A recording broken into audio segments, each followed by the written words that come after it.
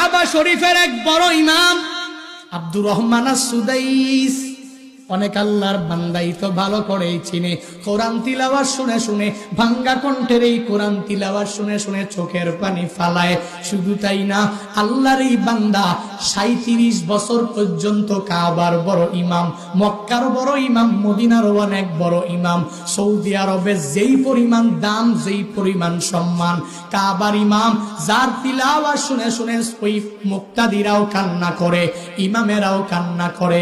নিজের চোখে দেখে আসলাম গত রমজানের মধ্যে এক আল্লাহর বান্দা ইন্দোনেশিয়ার এক বৃদ্ধ ওই হুজুরের কোরআন তিলাওয়াত শুনে নামাজের মধ্যে দাঁড়াইয়া দাঁড়াইয়া চোখের পানি ফালায়, এক পর্যায়ে কান্না করে করে করে জমিনের মধ্যে পড়ে যায়।